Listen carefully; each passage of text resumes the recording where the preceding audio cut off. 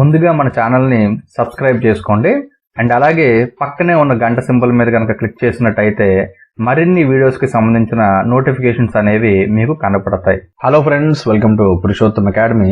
ఒక important update ఇద్దామని చెప్పేసి ఈ వీడియో అయితే చేస్తున్నాను అనమాట.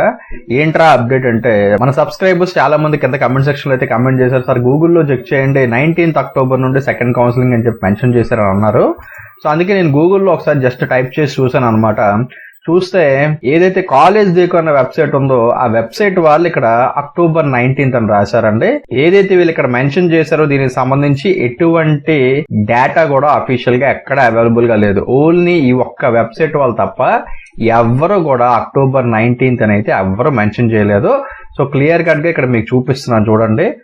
యూట్యూబ్ వీడియోస్ అవ్వచ్చు, లేదంటే రిమైనింగ్ ఏవైతే వెబ్సైట్స్ ఉన్నాయో ఇవన్నీ అవ్వచ్చు.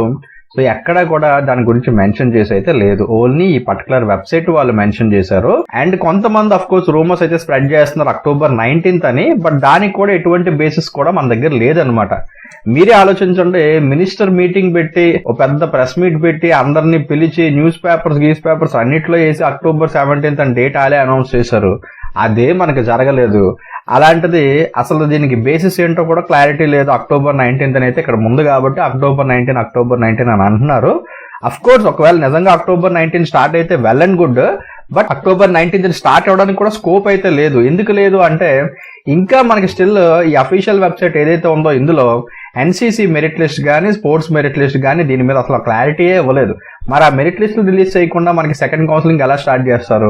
సో ఇంకా మనకి ఆ లిస్ట్లో రిలీజ్ అవ్వలేదు కాబట్టి 19th అంటే ఎల్లుండే కాబట్టి, నిజంగా ఎల్లుండి నుండి సెకండ్ కౌన్సిలింగ్ స్టార్ట్ అవ్వాలంటే ఈ పాటికి మన నోటిఫికేషన్ రిలీజ్ అయిపోయి ఉండాలిగా.